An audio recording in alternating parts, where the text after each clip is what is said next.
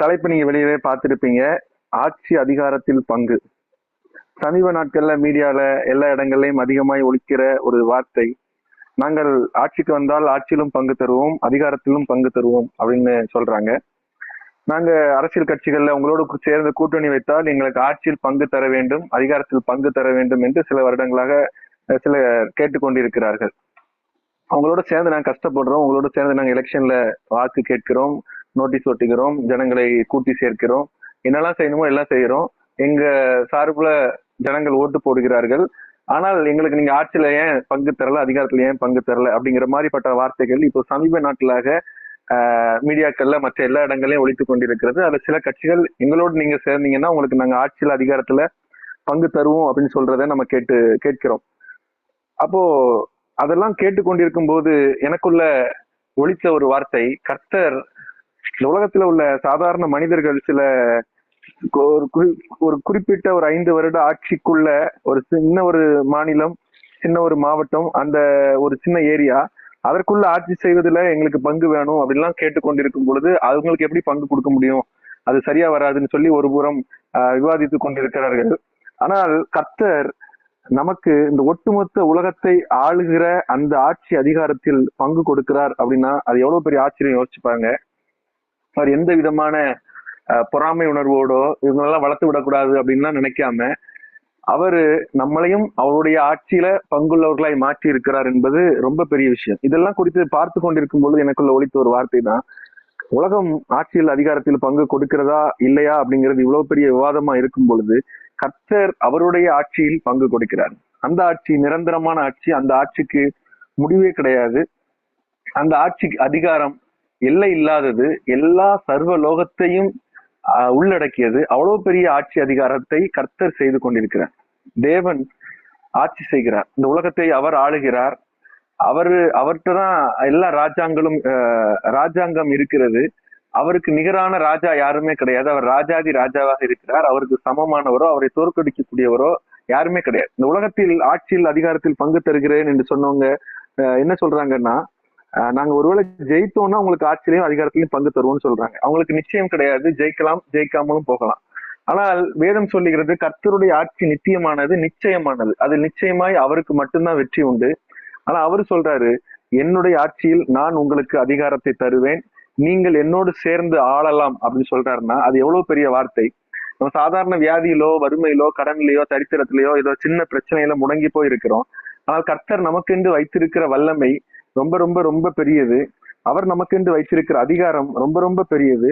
அதை குறித்து ஒரு சில விஷயங்களை நம்ம தியானிக்கலாம். கர்த்தர் தாமே சில காரியங்களை நமக்கு வெளிப்படுத்துவாராக. ஏன்னா இதை நம்ம கொஞ்சம் கவனமாய் கொஞ்சம் அந்த கரெக்டா அந்த தின் லைன்ல அதை புரிந்து கொள்ள வேண்டும். ரொம்ப எக்ஸ்ட்ரீமா போயிட்டாலும் ஆபத்து, இல்லைனாலும் அது வேற மாதிரி தெரிஞ்சிடும். ஆனா அதுல கவனமாய் கவனிப்போம். 2 தீமோத்தேயு 2வது அதிகாரம் 12வது வசனம் நான் வாசிக்கிறேன். அவரோட கூட பாடுகை சகித்தோமானால் அவரோட கூட ஆளுகையும் செய்வோம். நாம் அவரை மறுதலித்தால் அவரும் நம்மை மறுதலிப்பார். அவரோடு கூட பாடுகளை சகிக்கிற யாவரும் அவரோடு கூட ஆளுகை செய்வார்கள். தேவன் நம்மை ஆண்டு கொள்வதற்காக மாத்திரம் இந்த உலகத்தை படைக்கவில்லை, நாமும் அவரோடு சேர்ந்து ஆளும்படியாக இந்த உலகத்தை படைத்தார். அவர் நம்மை ஆள வேண்டும் என்றும் நாம் எப்பொழுதும் அவரிடத்தில் அடிமைகளாகவே இருக்க வேண்டும் என்று இந்த உலகத்தை அவர் படைக்கல. அவர் ஆள வேண்டும், அவரோடு இணைந்து நாமும் ஆள வேண்டும் அப்படின்னு நம்மளை படைத்திருக்கிறார். நம் எப்பொழுதும் பிரச்சனைகளுக்குள்ள சில சின்ன சின்ன காரியங்களுக்குள்ள சிக்கி கொண்டிருக்கிறோம், அழுது கொண்டிருக்கிறோம், சோர்ந்து போயிருக்கிறோம். ஆனால் ஒன்று எப்பொழுதும் புரிந்து கொள்ள வேண்டும், நாம் ஆள அழைக்கப்பட்டவர்கள் அல்ல, ஆள அழைக்கப்பட்டவர்கள். இந்த உலகத்தையே ஆள்வதற்கு அழைக்கப்பட்டவர்கள். முதலில் மனிதனை கர்த்தர் இந்த உலகத்தில் படைக்கும் பொழுது அவனுக்கு ஒட்டுமொத்த உலகத்தின் மேலான அதிகாரத்தை, ஆட்சியை அவனுக்கு கொடுத்தார். ஆளுகை செய்யும்படியாய் அவனுக்கு கட்டளையும் கொடுத்தாரு. அந்த கட்டளையோடு சேர்ந்து அதற்கான அதிகாரத்தையும் கொடுத்தார். எபேசியர் 3வது அதிகாரம் 20வது வசனம், இதுதான் பேஸ் வசனம். இதை குறித்து எங்களுடைய சபையில இப்போ சில நாட்களாக தியானித்துக் கொண்டிருக்கிறோம். எபேசியர் 3:20, நாம் வேண்டிக் கொள்கிறதற்கும் நினைக்கிறதற்கும் மிகவும் அதிகமாய் நமக்குள்ளே கிரியை செய்கிற வல்லமையின்படியே நமக்கு செய்ய வல்லவராகிய அவருக்கு சபையிலே கிறிஸ்து இயேசுவின் மூலமாய் தலைமுறை தலைமுறைக்கும் சதா காலங்களிலும் மகிமை உண்டாவதாக, ஆமென். அப்போ நாம் வேண்டிக் கொள்கிறதுக்கும் நினைக்கிறதற்கும் மிகவும் அதிகமாய் நமக்குள்ளே கிரியை செய்கிற வல்லமையின்படியே நமக்கு செய்ய வல்லவர். அவர் வல்லமை, அவருக்கு வல்லமை இருக்கிறது, அவர் செய்ய வல்லவர் என்பதில் எந்த மாற்று கருத்தும் கிடையாது. அவர் சொன்னால் ஆகும், அவர் கட்டளையிட்டால் நிற்கும். நாம் வேண்டிக் கொள்வதற்கு நினைப்பதற்கும் மிகவும் அதிகமாய் அவர் கிரியை செய்கிறவர், அதுல மாற்று கருத்து கிடையாது. ஆனால் ஒரு வார்த்தை பாருங்க, மிகவும் அதிகமாய் நமக்குள்ளே கிரியை செய்கிற வல்லமையின்படி. அப்ப நமக்குள் ஒரு வல்லமை கிரியை செய்ய வேண்டும். அந்த கிரியை செய்கிற வல்லமையின்படிதான் அவர் நமக்கு கிரியை செய்ய முடியும். அவர் நமக்கு வல்லவராக இருக்கிறார். அவரால் எல்லாமே செய்ய முடியும். ஆனா ஒரு இடத்துல போட்டிருக்குது வேதாகமத்துல, அவருடைய அவிசுவாசத்தினாலே அவரால் அங்கே அநேக அற்புதங்கள் செய்ய கூடாமல் போயிற்று. அப்ப கர்த்தர் செய்ய முடிந்தாலும் நம்முடைய பங்களிப்பு அதுல இருக்குது. நமக்குள் கிரியை செய்கிற வல்லமையினுடைய அளவு நாம் பெற்றுக்கொள்ளும் ஆசீர்வாதத்தின் அளவு. நாம் கர்த்தரிடத்தில் அதிகமாக எதிர்பார்க்கிறோம் என்றால், அவரிடத்தில் அதிகமாய் விசுவாசிக்கிறோம் என்றால், அவருடைய வல்லமை நமக்குள் அதிகமாய் கிரியை செய்கிறது என்றால் அவரிடத்தில் நிறைய பெற்றுக்கொள்ளலாம். இல்லைன்னா அவரிடத்துல பெற்றுக்கொள்ள முடியாது.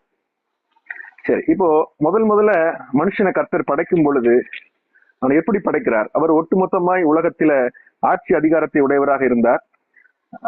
1 நாளாகமும் 29வது அதிகாரம் 11-12 வசனங்கள்.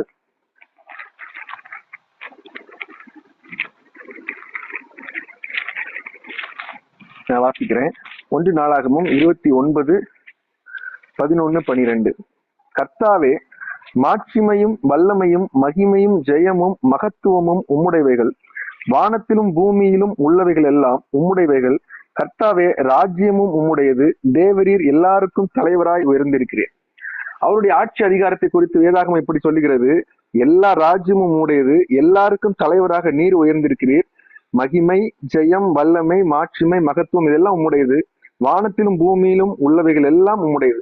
இது எல்லாமே உமக்கு தான் அப்படின்னு சொல்லி இதுல போடப்பட்டிருக்கிற அந்த ராஜ்யம், இதற்கு வருகிற வார்த்தை மார்ஷல் அப்படிங்கிற ஒரு எபிரேய வார்த்தை வருகிறது. இதே வார்த்தை சங்கீதம் 145வது அதிகாரம் 13வது வசனத்துல பாருங்க. உம்முடைய ராஜ்யம் சதா காலங்களிலும் உள்ள ராஜ்யம், உம்முடைய ஆளுகை தலைமுறை தலைமுறையாகவும் உள்ளது. கர்த்தர் விழுகிற யாவரையும் தாங்கி மடங்கடிக்கப்பட்ட யாவரையும் தூக்கி விடுகிறார். எல்லா ஜீவன்களின் கண்களும் உம்மை நோக்கி கொண்டிருக்கிறது. ஏற்ற வேளையிலே நீர் அவைகளுக்கு ஆகாரம் கொடுக்கிறீர். நீர் உமது கையை திறந்து சகல பிராணிகளின் வாஞ்சையையும் திருப்தியாக்குகிறீர். கர்த்தர் தம்முடைய கரத்தை திறந்து எல்லா விலங்குகளுக்கும் ஆகாரத்தை கொடுக்கிறார். எல்லாவற்றையும் உலகத்தை அவர்தான் தீர்மானிக்கிறார். அவருக்கு ஒரு ராஜ்யம் இருக்கிறது அப்படின்னு சொல்லி சங்கீதம் 145:13 போடப்பட்டிருக்கிறது. இதிலும் அதே எபிரேய வார்த்தை பயன்படுத்தப்பட்டிருக்கிறது. இதே எபிரேய வார்த்தை வேறொரு இடத்துல பயன்படுத்தப்பட்டிருக்குது. என்ன அப்படின்னா, சங்கீதம் 8வது அதிகாரம் 6வது வசனம், உம்முடைய கரத்தின் கிரியைகளின் மேல் நீர் அவனுக்கு ஆளுகை தந்து, மனிதனை குறித்து சொல்லப்பட்டிருக்கிறது. மகிமையினாலும் கனத்தினாலும் அவனை முடிசூட்டினீர். 5வது வசனம். முடிசூட்டுதல் என்பது ராஜாக்களுக்கு செய்யப்படுகிற ஒரு விஷயம். கிரீடம் அணிவித்தல், ஆட்சி அதிகாரத்தை பகிர்ந்து கொள்ளுதல், பொறுப்பை கொடுக்கிறது. அப்போ தேவன் தன்னுடைய ஆட்சி அதிகாரத்தை, தன்னுடைய ஆளுகையை, தன்னுடைய ராஜ்யத்தை மனிதனுக்கு கொடுத்து அவனை முடிசூட்டி, அவருடைய கரத்தின் கிரியைகளின் மேல் நீர் அவனுக்கு ஆளுகை தந்து சகலத்தையும் அவனுடைய பாதங்களுக்கு கீழ்ப்படுத்தினீர். ஆகாயத்து ஆடு மாடுகள் எல்லாவற்றையும், காட்டு மிருகங்களையும், ஆகாயத்து பறவைகளையும், சமுத்திரத்து மச்சங்களையும், கடல்களில் சஞ்சரிக்கவைகளையும் அவனுடைய பாதங்களுக்கு கீழ்ப்படுத்தினீர். இந்த இடத்திலையும் அதே எபிரேய வார்த்தை பயன்படுத்தப்பட்டிருக்கிறது. அப்போ தேவன் ஒரு ஆளுகை அதிகாரத்தை கரத்தில் வைத்துக் கொண்டு மனிதனுக்கு ஏதோ ஒன்று அதிலிருந்து கொடுக்கிறார் என்பதல்ல, அவர் எந்த அதிகாரத்தை வைத்திருக்கிறாரோ அந்த அதிகாரத்தை மனிதனுக்கு கொடுத்தார். அதுதான் சங்கீதம் 8வது அதிகாரத்துல போட்டிருக்கு. பாதங்களுக்கு கீழ்ப்படுத்தினார். உலகத்துல மனிதனை முதலாய் படைக்கும் பொழுது ஒட்டுமொத்த உலகத்தையும் அவனுடைய பாதங்களுக்கு கீழ்ப்படுத்தினார். ஒட்டுமொத்த உலகத்தின் ஆட்சி அதிகாரத்தையும், தன்னிடத்தில் இருந்த அந்த ஆட்சி அதிகாரத்தை ஒரு பங்கை மனிதனுக்கு கொடுத்தார்.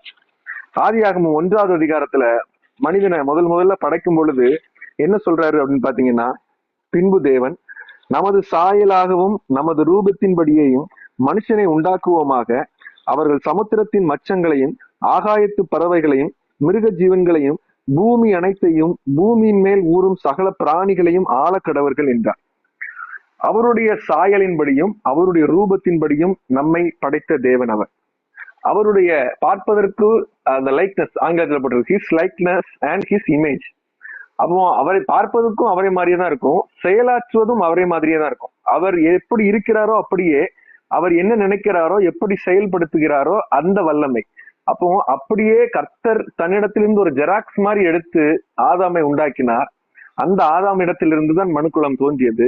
அந்த ஆதாமுக்கு தன்னுடைய அதிகாரத்தில் அவருக்கு பங்கு கொடுத்தார், தன்னுடைய ஆட்சியில் அவர் பங்கு கொடுத்தார். நான் உலகத்தை ஆள்வது மாத்திரம் உன்னை படைத்த நோக்கம் அல்ல, என்னோடு இணைந்து நீனும் ஆள வேண்டும், நீயும் ஆளணும் அப்படி சொல்லி கொடுக்கிறாரு.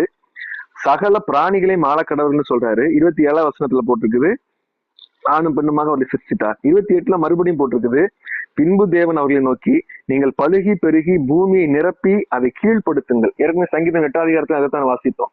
பூமியை நீங்க கீழ்ப்படுத்துங்க அப்படின்னு சொல்றார். சமுத்திரத்தின் மச்சங்களை, சமுத்திரத்தின் மேல் ஆளுகை, ஆகாயத்து பறவைகளை, ஆகாயத்தின் மேல் ஆளுகை, பூமியின் மேல் நடமாடுகிற சகல ஜீவ ஜந்துக்களையும் ஆண்டு கொள்ளுங்கள் என்று சொல்லி தேவன் அவர்களை ஆசீர்வதித்தார். ஒட்டுமொத்த உலகத்தின் மேலான ஆளுகையை கர்த்தர் அந்த ஆதாமுக்கு கொடுத்தார். ஆனால் ஆதாம் அதை பிசாசினிடத்தில் கொடுத்து விட்டான். மறுபடி இழந்து போனதை மீட்கவும் ரட்சிக்கவும் மனுஷகுமாரன் இந்த பூமிக்கு வந்தார். தன்னுடைய அதிகாரத்தில் ஒரு பங்கை, ஆளும்படியான பங்கை ஆதாம் இடத்துல கொடுத்தார். ஆதாம் எந்த மிருகத்திற்கு என்ன பெயர் வைத்தாரோ அந்த பெயரே அப்படி ஆயிடுச்சு. ஆனா தேவனுக்கு கொடுக்கிற முக்கியத்துவத்தை விட பிசாசுக்கு அதிக முக்கியத்துவம் கொடுத்ததினால் அந்த ஆட்சி அதிகாரம் பிசாசின் இடத்தில் போய்விட்டது. அப்போதான் இயேசு சொல்கிறாரு, இதோ உலகத்தின் அதிபதி வருகிறான் அப்படின்னு சொல்லி பிசாசை குறித்து சொல்லுகிறாரு. பிசாசு சொல்லுகிறது இயேசுவை பார்த்து, எனக்கு இதெல்லாம் வழங்கப்பட்டிருக்கிறது, என்னுடைய பாதத்துல விழுந்து வணங்கினா இதெல்லாம் நான் உமக்கு தருவேன்னு சொல்லி இயேசு இடத்துல பிசாசு கேட்கிறது. ஆட்சி அதிகாரம் அது தவறான நபரிடத்துல போய்விட்டது.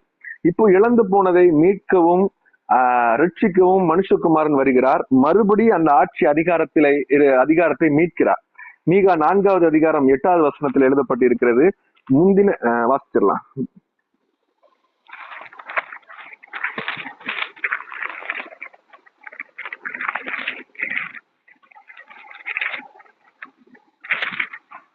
மந்தையின் துருக்கமே, சீயோன் குமாரத்தின் அரணே, முந்தின ஆளுகை உன்னிடத்தில் வரும், ராஜரீகம் எருசலேம் குமாரத்தினிடத்தில் வரும். முந்தின ஆளுகையை மீட்கும்படியாய் மந்தையின் துருக்கத்திலிருந்து ஒருவர் வந்தார், அவர்தான் இயேசு கிறிஸ்து. முந்தின ஆதாம் பிந்தின ஆதாம் என்று அவரை குறித்து எழுதப்பட்டிருக்கிறது. முந்தின ஆதாம் ஒரு தவறு செய்தார், பிந்தின ஆதாம் அதை சரி செய்தார். முந்தின ஆதாம் ஒரு மனிதனாக தனக்கு கொடுக்கப்பட்ட ஆட்சி அதிகாரத்தை, ஆளுகையை பிசாசினிடத்தில் கொடுத்தார். பிந்தின ஆதாம் ஒரு மனிதனாகவே அதை பிசாசினிடத்திலிருந்து மீட்டு எடுத்துக்கொண்டார். முந்தின ஆதாம் தேவனுக்கு கீழ்ப்படியாமல் போனார். பிந்தின ஆதாம் மரண பரியந்தமும் சிலுவையின் மரண பரியந்தமும் தன்னை கீழ்ப்படுத்தினதினால் அதை மறுபடி பெற்றுக் கொண்டார். முந்தின ஆதாம் சாவா என்று சொன்ன தேவ வார்த்தையை அசட்டை செய்து அதை பறித்து உண்டு அவரு தேவனுடைய வார்த்தையின்படியே கிட்டத்தட்ட ஒரு நாள் அவருக்கு 1000 வருடம் போல, 1000 வருடத்திற்கு முன்பதாகவே 930 நினைக்கிறேன், அந்த வருஷத்திலே அவர் மரித்து போய்விட்டார். பிந்தின ஆதாம் நித்திய சாவாமையை சுதந்திரித்துக் கொண்டார், மரணத்தை அவர் ஜெயித்தார். நான் எங்க சபையில செய்தி கொடுக்கும்போது குறித்து கேட்டேன், முந்தின ஆதாமுக்கு பிந்தின ஆதாமுக்கு என்ன வித்தியாசம் அப்படின்லாம் சில விஷயங்களை கேட்கும்போது சொன்னாங்க. முக்கியமான வேலையான பாயிண்ட் ஒன்று சொன்னாங்க, முந்தின ஆதாமுக்கு துணை இருந்தது, பிந்தின ஆதாமுக்கு துணை இல்லை அப்படின்னு. ஒரு வகையில பார்த்தா முந்தின ஆதாமுக்கு இருந்த துணை அந்த ஆதாமை வீழ்த்துவதற்கு ஒரு காரணமாகி விட்டது.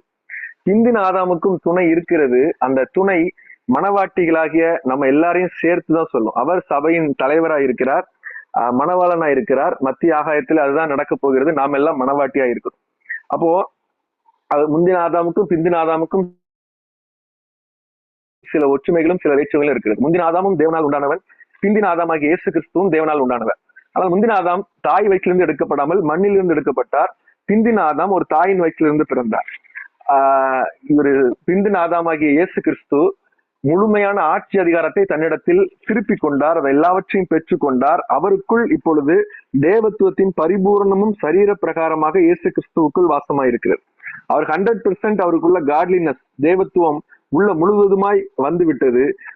ஒட்டுமொத்த ஆட்சி அதிகாரமும் இப்போது தேவனிடத்தில் இருக்கிறது. அவர் சொல்லுகிறாரு, என்னோடு சேர்ந்து யாரெல்லாம் பாடுபடுகிறார்களோ அவர்கள் என்னோடு சேர்ந்து ஆளும்படியான அந்த அதிகாரத்தை நான் மறுபடியும் தருவேன் அப்படிங்கிறார். ஏற்கனவே மனுக்குலத்திற்கு ஆட்சி அதிகாரத்தை கொடுத்து அது ஒரு அதுல ஒரு கையை சுட்டுக்கிட்டாரு, அதுல ஒரு பிரச்சனை வந்துருச்சு. மனிதன் அதை சரியாய் மெயின்டைன் பண்ணாம விட்டுட்டான்.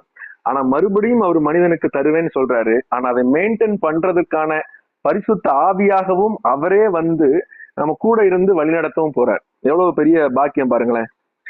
பஞ்ச பூதங்களின் மேல் ஆளுகை இருந்தது தேவனுடைய மனிதர்களுக்கு.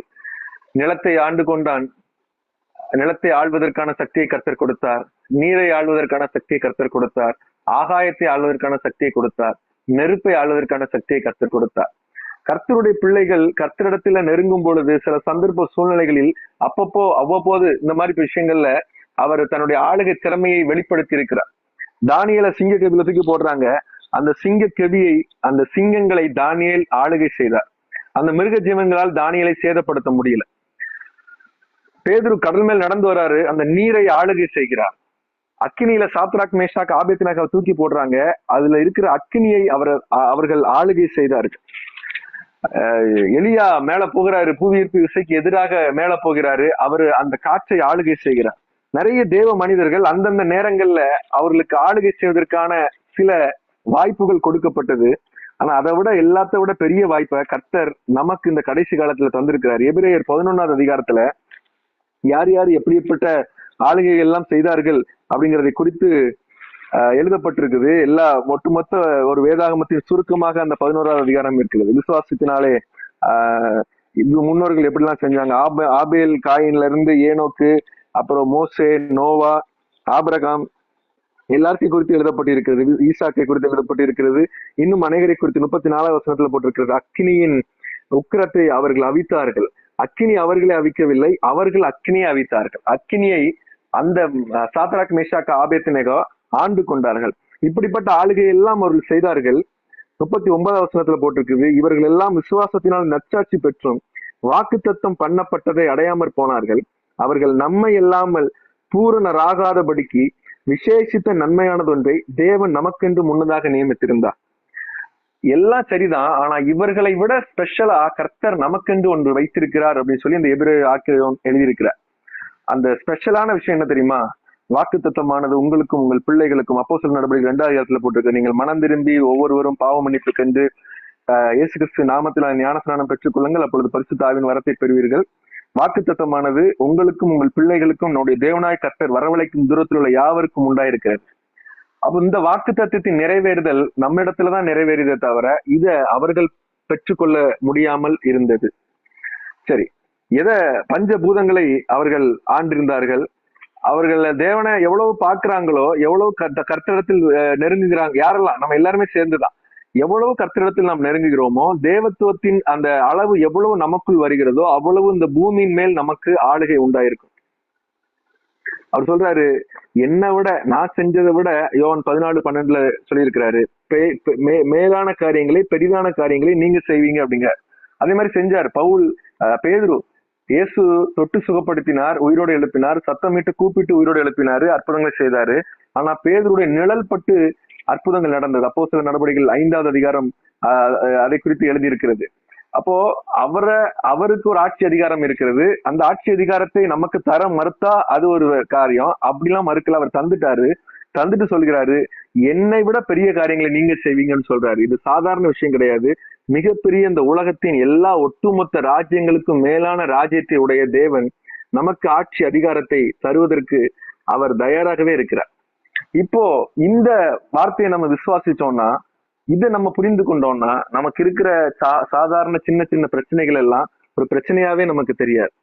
ஏன்னா நாம் ஆளப்பட அழைக்கப்பட்டவர்கள் அல்ல, ஆள்வதற்காக அழைக்கப்பட்டவர்கள். அவரோடு இணைந்து திட்டமிட்டு செயல்படுத்த அந்த அந்த செயற்குழுல அந்த முக்கியமான இடத்துல இருக்கிறவர்களாய் நாம் இருக்க அழைக்கப்பட்டவர்கள்.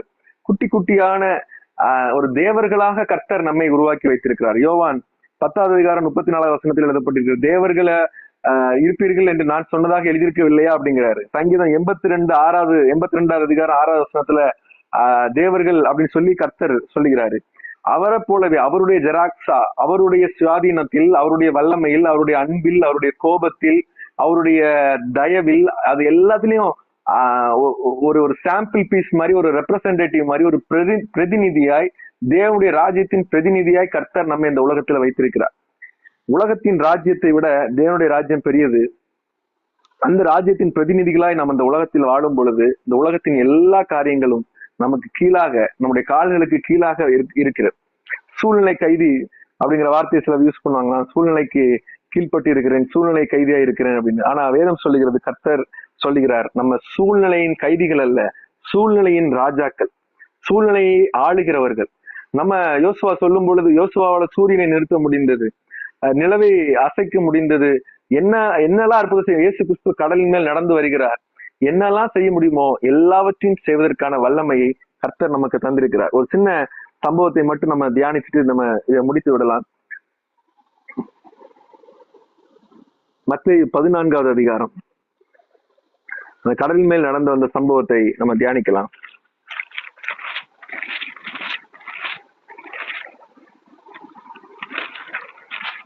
22வது வசனம். இயேசு ஜனங்களை அனுப்பிவிடுகையில் தம்முடைய சீஷர்கள் படவில் ஏறி தமக்கு முன்னே அக்கறைக்கு போகும்படி அவர்களை துரிதப்படுத்தினார். அவர் ஜனங்களை அனுப்பிவிட்ட பின்பு தனித்து ஜெபம் பண்ண ஒரு மலை. ஓகே, அதுக்கு 24ல அதற்குள்ளாக படவு நடுக்கடலிலே சேர்ந்து எதிர்காற்றா இருந்தபடியால் அலைகளினால் அலைவுபட்டது. இரவின் 4ஆம் ஜாமத்திலே இயேசு கடலின் மேல் நடந்து அவரிடத்திற்கு வந்தார். நல்லா கேஷுவலா நடந்தவரா இருப்பாங்க. இவங்க ரொம்ப தூரமா ரொம்ப சீக்கிரமாவே அவங்களை அனுப்பி விட்டாரு. தமக்கு முன்னே அவர்களை துரிதப்படுத்தி அனுப்புனாராம். இருட்டுக்கு முந்தைய அனுப்பி விட்டாரு. 4வது ஜாமம்னா கிட்டத்தட்ட இல்ல அதுக்கு முந்தைய அனுப்பிட்டாரு நினைக்கிறேன். ஆமா, அவர் சாயங்காலம் வரைக்கும் அவர் தனித்து இருந்திருக்காரு. தனித்து விட்டுட்டு பகல்லே அனுப்பி விட்டு சாயங்காலம் வரைக்கும் தனித்திருந்து நடுக்கடலுக்கு அவங்க படகு போகிற வரைக்கும் போயிருச்சு. போய் அலைகள்ல அலைவுபட்டது. இரவின் 4ஆம் ஜாமம், கிட்டத்தட்ட அதிகாலை நேரம் கிட்ட. அவர் ராத்திரி முழுதும் பிரயாணம் பண்ணிருக்காங்க, அவர் பகல்லையும் பிரயாணம் பண்ணிருக்காங்க. அவ்வளவு தூரம் போயிருக்காங்க. இவரு சாதாரணமாய் அலையின் மேல் கடலின் மேல் நடந்து வருகிறார். இதுதான் இயற்கையின் மேலான ஆளுகை. அவருக்கு அது இருந்தது ஆச்சரியம் இல்ல, அவர் தேவன், அவருக்கு அது இருந்திருக்கும். ஆனா அதுக்கு அடுத்து பாருங்க, பயத்தினால் எல்லாரும் அலறினார்கள். உடனே இயேசு அவரோடு பேசி, திறன் கொள்ளுங்கள், நான் தான், பயப்படாதீர்கள் என்றார்.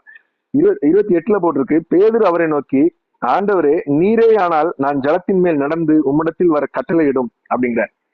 உடனே இயேசு சொல்றாரு, வா என்றார். இந்த வா அப்படிங்கிற வார்த்தை ரொம்ப முக்கியமான ஒரு வார்த்தை. இந்த வா என்கிற வார்த்தையில அநேக அர்த்தங்கள் அடங்கி இருக்கிறது. பேதுரு கடலின் மேல், இயேசு கடலின் மேல் நடப்பது மேட்டர் இல்ல. அவர் ராஜரீகம் பண்ணுகிறவர், அவர் ராஜ்யத்தை ஆளுகிறவர், அவர் ராஜாதி ராஜா. ஆனா நீயும் என்னோடு சேர்ந்து ஆளுகை செய்வதற்கு வா என்று அழைக்கிறார். அதுதான் மேட்டர்.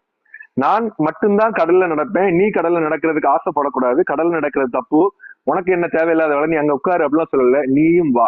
கர்த்தர் இன்றைக்கு நம்ம எப்படித்தான் அழைக்கிறார், என்னோடு இணைந்து ஆட்சி செய்ய நீங்களும் வாங்க, என் கூட சேர்ந்து இந்த உலகத்தை ஆளுவதற்கு, இந்த உலகத்தின் எல்லா காரியங்களையும் பாதப்படியாக்குவதற்கு, பாதத்திற்கு கீழே போடுவதற்கு, நான் என்னெல்லாம் செய்யணும்னு நினைக்கிறேனோ அதெல்லாம் செய்வதற்கு நீங்களும் வாங்கன்னு சொல்லி கர்த்தர் ஒரு அறைகோல் விடுகிறார். அப்பொழுது பேதுரு படவை விட்டு இறங்கி இயேசுவிடத்தில் போக ஜலத்தின் மேல் நடந்தார். அதுக்கு பிறகு நடந்து நமக்கு தெரியும். அழைத்தவரை பார்த்தவரை பேதுரு கடலின் மேல் நடந்தார். எப்பொழுது அழைத்தவரை விட்டு அலையை பார்த்தாரோ அப்பொழுது மூழ்கி போனார். கர்த்தரை நம்ம எவ்வளவு பார்க்கிறோமோ அவ்வளவு அதிகமாய் நம்முடைய வாழ்க்கையில நம்மை குறித்து கர்த்தர் வைத்திருக்கிற தரிசனம் நிறைவேறும். இந்த வல்லமை நமக்குள்ளே கிரியை செய்கிற வல்லமை பெருகும். ஆனா எப்போ அலைய பார்க்கிறோம், சூழ்நிலையை பார்க்கிறோமோ அப்படியே நம்மை அலைகள் மேற்கொண்டு விடும். கர்த்தரை பார்க்கும் பொழுது சூழ்நிலைகளை நாம் ஆளுகை செய்வோம், சூழ்நிலை பார்க்கும் பொழுது சூழ்நிலைகள் நம்மை ஆளுகை செய்யும். இன்னைக்கு நம்ம சூழ்நிலை கைதிகளாய் இருப்பதற்கு காரணம் நம் சூழ்நிலைகளையே தொடர்ந்து பார்த்து கொண்டிருப்பதுதான். கர்த்தரை பார்க்க 2 கொரிந்தியர் 3:18 போட்டிருக்கிறது, அவரை காண காண அவர் மறுரூபமாகுவோமா. அவர் திறந்த முகமாய் கண்ணாடியில காண்பது போல அவரை கண்டோம் அப்படின்னா நம்ம மறுரூபமாகி விடுவோமா. பார்க்க பார்க்க மறுரூபமாகும். அழைத்தவரை பார்க்க பார்க்க சூழ்நிலைகள் எல்லாம் நம்முடைய பாதத்திற்கு கீழே, பொருளாதார பிரச்சனை நம்முடைய பாதத்திற்கு கீழே, சரீர பிரகாரமான பிரச்சனை நம்முடைய பாதத்திற்கு கீழே, உறவு சம்பந்தமான பிரச்சனைகள் நம்முடைய பாதத்திற்கு கீழே, உலகத்துல நம்ம சந்திக்கிற எல்லா சூழ்நிலைகளும், எல்லா இயற்கைகளும், எல்லா பஞ்சபூதங்களும், எல்லா நபர்களும், மனிதர்களும் எல்லாரும் பாதத்திற்கு கீழே. ஆனா எப்பொழுது சூழ்நிலையை பார்க்கிறோமோ, எப்பொழுது அழைத்தவரை விட்டு அலையை பார்க்கிறோமோ அப்போ அது நம்மை ஆளுகை செய்ய ஆரம்பித்து விடும். அப்படி ஆளுகை செய்து அவர் தண்ணிக்குள்ள மூழ்கும் பொழுது ஆண்டவர் சொல்கிறாரு, அற்ப விசுவாசியே ஏன் சந்தேகப்பட்டாய் அப்படிங்கிறார். ஏன் உனக்கு தேவையா, நீங்க ஏன் வந்த அப்படின்னு கேட்கல. நீ பேசாம உள்ளே போட்லயே உட்காந்துருக்கலாம்ல அப்படின்னு கேட்கல. நான் நடந்தா நீனும் நடப்பியா அப்படின்னு கேட்கல. நீ நடக்க வேண்டியவன், ஆளுகை செய்ய வேண்டியவன் தான், ஆனா நீ ஏன் சந்தேகப்பட்டன்னு தான் கேட்கிற. அப்போ இந்த ஆளுகைக்கும் சந்தேகத்திற்கும் ஒரு தொடர்பு இருக்கிறது, ஆளுகைக்கும் விசுவாசத்திற்கும் ஒரு தொடர்பு இருக்கிறது. அற்ப விசுவாசி அப்படிங்கிறார். விசுவாசம் இருக்கிறவர்களால் ஆள முடியும், விசுவாசம் இல்லாவிட்டால், சந்தேகம் இருந்தால் அவர்களால் ஆள முடியாது. மார்க் 11 போட்டிருக்கிறது 20வது அதிகாரத்துல, அத்திமரத்தை பார்த்து பட்டு போக சொல்கிறார் கர்த்தர். அத்திமரம் பட்டு போயிடுச்சு. அடுத்த நாள் சீசர்கள்லாம் வரும்போது பாக்குறாங்க, அத்தி மரத்தை பார்க்காங்க, பட்டு போயிறது குறித்து ஆச்சரியப்படுகிறார். கர்த்தர் சொல்கிறார், இதை பார்த்து நீங்க ஏன் ஆச்சரியப்படுறீங்க? நீங்க நினைச்சீங்கன்னா ஒரு மலையை பார்த்து பெயர்ந்து அப்புறம் போன்னு சொன்னா அது கூட நடக்கும், சந்தேகம் மட்டும் படாதீங்க அப்படின்னு சொல்ற. அப்போ இந்த ஆளுகை இயற்கை சூழ்நிலைகளுக்கு மேலான ஆளுகை, மரங்களையும் மனிதர்களையும் நீரையும் நிலத்தையும் சூழ்நிலைகளையும் பாவங்களையும் எல்லாவற்றையும் கட்டுப்படுத்தக்கூடியது. பாவங்களின் மேல் கர்த்தர் ஆளுகை தந்திருக்கிறார், பிசாசுகளின் மேல் கர்த்தர் நமக்கு ஆளுகை தந்திருக்கிறார். பிசாசுகளை நாமத்தினாலே நீங்கள் பிசாசுகளை துரத்துவீர்கள் அப்படிங்கிறாரு, சர்ப்பங்களையும் தேள்களையும் எடுப்பீர்கள் அப்படிங்கிறாரு. அவர் எல்லாவற்றுக்கும் மேலான ஆளுகை தந்திருக்கிறார். ஆனா அந்த ஆளுகை விசுவாசத்தோடு தொடர்புடையது.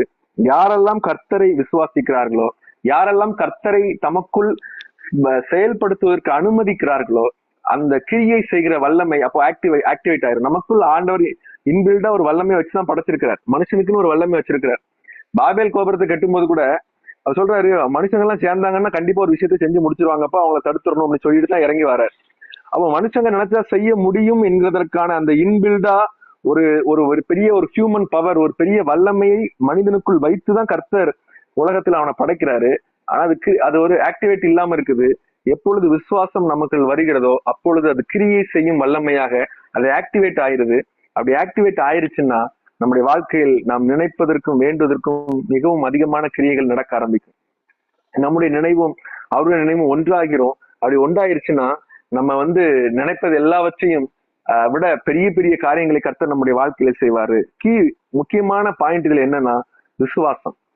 கர்த்தர் இதெல்லாம் எனக்கு தந்திருக்கிறார், நான் ஆளும்படியாய் அழைக்கப்பட்டவன் அப்படிங்கிற விசுவாசம். அவர் எபிரேயர் 2வது அதிகாரத்துல போட்டிருக்கிறவர் தேவதூதருக்கு உதவியாக கை கொடாமல் அவருடைய பிறப்பை குறித்து எழுதப்பட்டிருக்கிறது. பிள்ளைகள் மாம்சத்தையும் அப்பத்தையும் உடையவர்களா இருக்கு, அவரும் அவர்களே போலானார் அப்படிலாம் போட்டுட்டு தேவதூதருக்கு உதவியாக அவர் கை கொடாமல் அவர் ஆபிரகாமின் சந்ததிக்கு உதவியாக கை கொடுத்தார். ஆபிரகாமின் சந்ததி என்பது விசுவாசிகளை குறிக்கிறது. விசுவாசத்தின் தகப்பன், விசுவாசிகளின் தகப்பன் ஆபிரகாம். அப்ப யாரெல்லாம் விசுவாசிக்கிறார்களோ அவர்கள் எல்லாம் அவரோட கூட ஆளுகை செய்வார்கள். யாரெல்லாம் அவரோடு சேர்ந்து பிரயாசப்படுகிறார்களோ, பாடு அனுபவிக்கிறார்களோ, அவர்கள் எல்லாம் அவரோடு சேர்ந்து ஆளுகை செய்வார்கள். கர்த்தர் நம்மை வைத்திருக்கிற ஸ்தானம் ரொம்ப ரொம்ப ரொம்ப ரொம்ப பெரியது. கர்த்தர் நம்மிடத்தில் எதிர்பார்க்கிற காரியம் ரொம்ப ரொம்ப பெரியது. இதெல்லாம் வச்சுட்டுதான் அவர் சொல்றாரு, நாமத்தினாலே நீங்க எதையுமே இன்னும் கேட்கவே இல்லை பெருசா அப்படிங்கிறார். நம்ம கேட்கிறது சாதாரண சின்ன சின்ன விஷயங்களை கேட்கிறோம். ஆனால் கர்த்தர் நம்மை அவருடைய பிரதிநிதிகளாக, அவருடைய ஸ்தானத்தில் உள்ளவர்களாக, அவருடைய ஸ்தானாதிபதிகளாக, அவருடைய திட்டத்தை நிறைவேற்றுகிறவர்களாக, சுயாதீனமாய் முடிவெடுத்து ஆளுகிறவர்களாக, அப்படி ஒரு மிகப்பெரிய பொறுப்புல நம்மை கர்த்தர் வைத்திருக்கிறார். அந்த விசுவாசத்தோடு நம்ம இருந்தோம் அப்படின்னா நமக்கு இருக்கிற சின்ன சின்ன சின்ன சாதாரண காரியங்கள் எல்லாம் ஒன்றுமே இல்லாமல் போகும். அது எல்லாவற்றையும் கர்த்தர் ஒன்றுமில்லாமல் மாற்றி விடுவார். அதனால நம்ம இந்த இந்த வேதத்தை வாசிக்கும் போது இந்த கண்ணோட்டத்துல வாசிப்போம். கர்த்தர் மனிதனை படைத்தது அவருடைய பிள்ளைகளாய் மாத்திரமல்ல, அவருடைய ரூபத்தின்படியையும் அவருடைய சாயலின்படி, அப்படி அவரே மாதிரிதான் படைக்கப்பட்டிருக்கிறோம். நம்மளே மாதிரிதான் அவர் இருப்பார். அப்படி ஒரு பெரிய மேலான ஒரு உயர்வை கர்த்தர் நமக்கு தந்திருக்கிறார். அதை நாம் பயன்படுத்துவோம். கர்த்தர் நம்மை ஆசீர்வதிப்பார். ஆமென்.